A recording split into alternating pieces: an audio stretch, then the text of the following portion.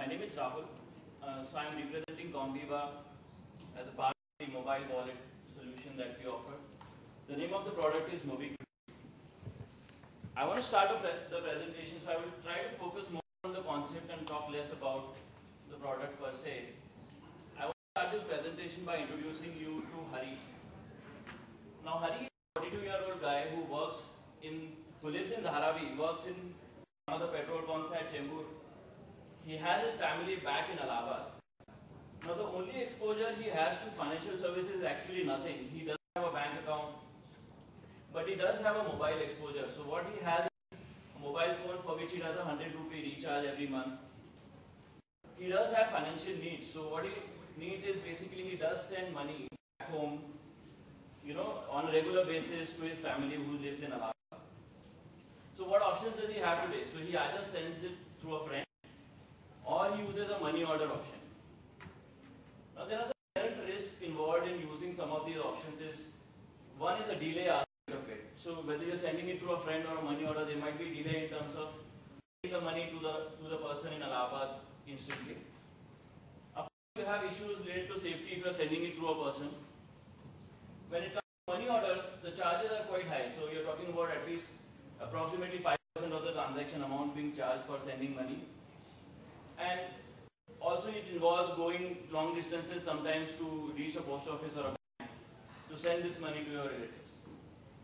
Additionally, how does he store his money today? So whatever he earns in cash, he either keeps it below his pillow because he doesn't have a bank account today. So this is the kind of people we are looking at when we are looking at a mobile wallet kind of a scenario. Either it's an urban poor or a person living in rural area. So what are we coming to is basically the fact that traditional methods of banking have failed to address, needs of people like Hari. If you see the graph, it tells you, cost difference between a branch-based operation to a mobile-based operation. So a lot of us might have already seen this kind of a graph before. What are we talking about here is the way banking is structured today. The cost of operations is so high that it becomes unviable for a bank to run operation in a village that has only 2,000 people living in that village. Because that's why all the banks over the years used to focus on high density areas where you have people with income, so that they can cover their cost of operation. So we are looking at more than 500,000 villages, out of which 80% only have 2,000 people living in those villages. So it becomes unviable for a bank to run operations through a branch in those kind of places. The graph actually confirms this fact. So it's a CGAP report. The blue line is actually the percentage of people earning less than $2 a day. So that is the kind of population we are looking at.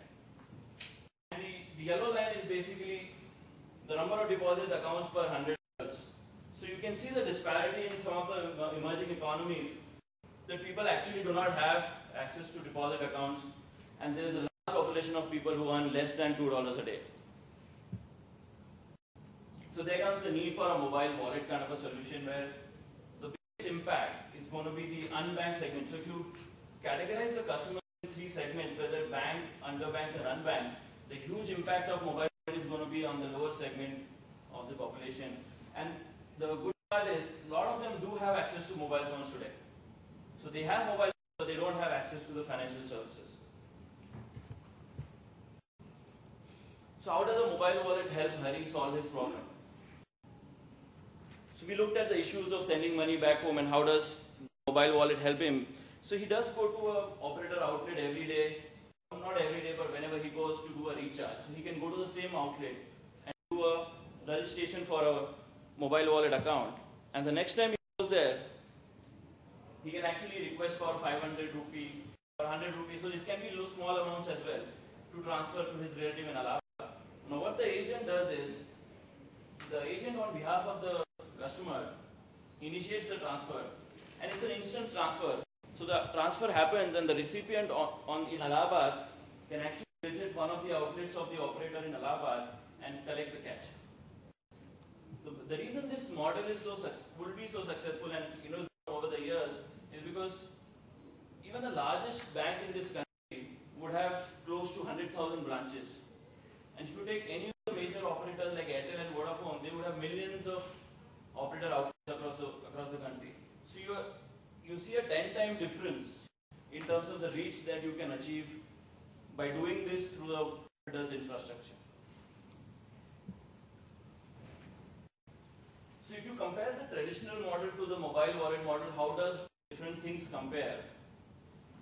The revenue model for a bank used to be earning money on a float. Now in this case what we are looking at is the float might not be that much big a factor, but you are earning money through small services like utility payments or person-to-person transfer. In the traditional scenario, your card or your branch was the way people could access services. In the mobile wallet scenario, the mobile has all the services and you could actually go to one of the nearest outlets and access almost everything that you can. So you're looking at being able to do everything that you could do at a branch from your mobile phone. So imagine this country having 700 million bank branches. That is the number of mobile phones users that we are looking at. So that's the power you can achieve by moving from a traditional model to a mobile wallet kind of a model. So how does people like Comviva come into picture for this kind of a solution? See, the technology provider is basically the heart of the whole ecosystem. So you see different players in the ecosystem, whether it is banks or wallet solution provider or whether it is credit card companies. And you also on the other side have merchants. So it could be travel merchants or utility merchants. And you have other technology vendors like a NFC vendor or different kinds of vendors. The Mobiquity, which is the solution provided by Comviva, is actually the heart of the whole ecosystem, which integrates the banks, the operators and the merchants into the platform. So the platform provided by Comviva will actually power these transactions through its platform. Recently, GSMA came out with a map where it mapped the mobile money installations across the world. Now, what we tried to do was we tried to flag the ones done by Comviva with the flag. And as it turns out, we are one of the largest mobile money solutions provider in the world in terms of deployment. So we have 38 live or underway deployments across the world. I want to show you a small video which actually will give you a sense of how things are happening across different regions in the world.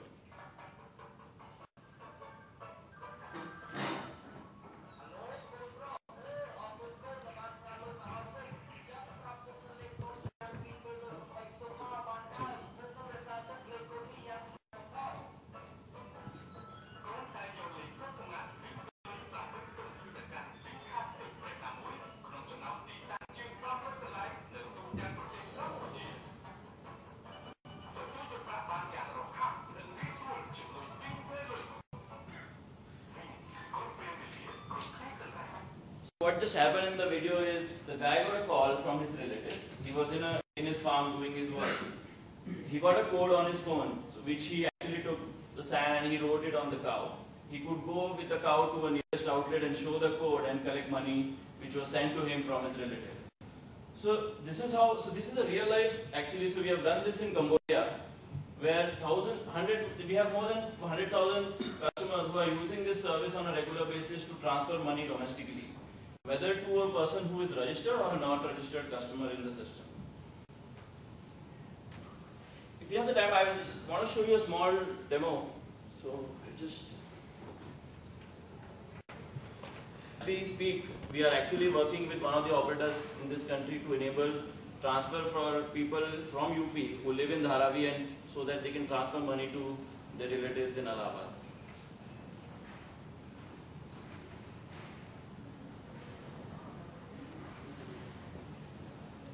So I wanted to show you a demo where you could actually do a mobile top-up using your USSD. So you can dial the USSD string, enter the mobile number and do a mobile top-up right from your mobile phone. So I want to leave you with some food for thought in terms of how we visualize the industry will go in India. I think the kind of people we are trying to target in this particular model, the ease of use and how you get those people on board to the system is very important. So it has to be very easy and very user-friendly for them to get on board. Because these are people who do not have the right education and they're not tech savvy for them to be, get an easy hang of things.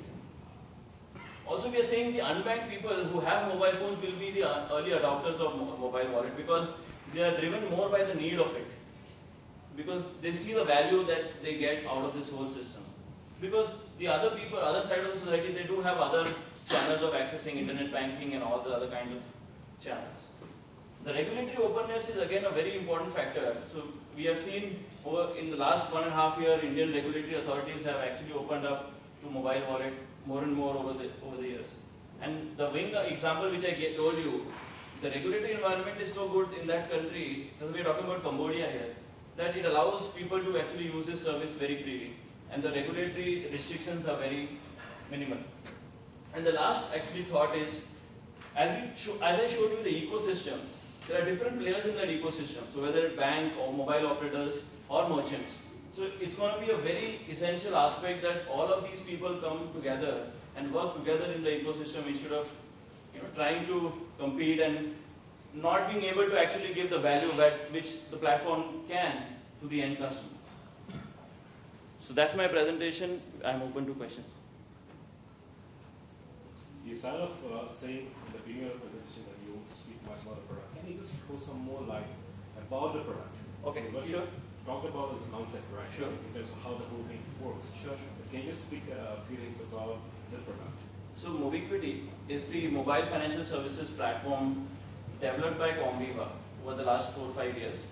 Now what this platform does is, as I mentioned, so we are working with large mobile operator groups like France Telecom and other operators across the world to enable mobile financial services. So imagine a country which doesn't have a bank. So the operator, what it does is, he uses our platform and we can enable financial services. So you can actually store money in the system and access that system using a mobile phone, either through a USSD or an SDK or an IVR, so you can make a call, different access channels. Now what happens is, because there is no bank, the mobile operator's network actually becomes your outlets where people go. So those outlets become like a branch. So that guy sitting in the outlet becomes your agent. So imagine a guy in a village in Africa going to the nearest outlet. Now this agent has a mobile application which is made by us. So we not only make the device part of it, but the server backend part of it as well. The server actually integrates with the networks of the operator. So we integrate with the IN, we integrate with the SMSC, USSD and all the networks elements of the operator. And in cases where there is a bank involved, we also integrate with the bank as well. So the guy goes to the agent, gives him cash and says, can you deposit into my account? And the money gets deposited, he gets an SMS. That's how convenient it can get for a guy in a village to go and deposit money. So he can save bits and pieces of money, and there is no minimum balance. So you can go and give 100 rupee and have it in your account. And then, if you are educated enough, you can actually have your own application on your phone. It could be not an application, it's a USSD access. So you can just dial a string and send money to your relative in other parts of the country, or international remittance as well. So we can enable various services like money transfer, top up, payment, utility payments, all kinds of services for targeting different segments in the market. So the platform is capable of enabling all these services over a mobile channel. And what's the kind of mode of authentication that you do in case of money transfer? Say, for example, you have transferred the money for a guy who's in some XYZ village, and what's kind of authentication that you do? So we of course do the PIN-based authentication. So we identify his handset. So we identify his mobile number, of course, from where he generates the request. And we also request him to enter a PIN. So when the first time a guy registers with the system, he is given a temporary PIN, which he is forced to change when he accesses the system. Now once he has that PIN, he can use that PIN for every financial transaction that he does from the mobile phone. So you not only check his mobile number, but you also check his PIN to authenticate that customer. Now there are other authentication methods if you're sending to a guy who's not a part of the platform. So imagine your father living in UP who doesn't have any of these systems. You want to send money to him. So you go to one of the operator outlets, or you do it on your handset, saying I want to send it to my father. This is his mobile number. You will get a code, like a 10-digit code. Like we saw that in the cow video. So you call your father and tell him this is the code. He takes the code and his photo ID to one of the operator outlets nearby, presents those things and he can actually withdraw money through that agent. So it doesn't even have to be part of the platform for you to Where send is money. the photo ID part coming into play? Because the authentication, anyone can have that 10-digit number. And The photo ID is more on the interaction which happens at the agent level. See, because what happens is that code is for the authentication on the platform side. So what happens is when the transaction is generated, the money goes from the sender's account to a pool account, which is a temporary pool account. Now this money stays in this account for a limited time. Now when the guy goes to the agent on the other side, he can actually produce that authentication code to authenticate himself, and also a photo ID because the name is there part of the. okay. So the character, so maybe you got multiple Yes. apps for it. Yes. That's Yeah, I mean, in a way, it's a Western Union, if it is point to point line, it's that I go to a point and I collect from the point. Correct. But if I can do from mobile, it is extension to my house. Yes. Right? Pretty much. Great. You said it is comparative money order 5% is the cost of how much?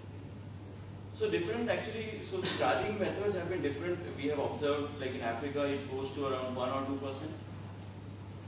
And so it will change from country to country. So India also we are looking at, so this has not been done at a larger scale in India. There are different people only doing pilots. So we are looking at somewhere between 1 to 2% being charged. See, because people are, you don't expect them to pay larger. The whole idea is to work on volumes and not on, making money more out of one transaction. It's a volume game when you're looking at a larger, lower end segment customers who are larger in number, but they can pay only this much for a transaction. I'm sure some point regulation will come and put a ceiling or floor. Yeah, for sure. Yeah, it will come. Thank you very much.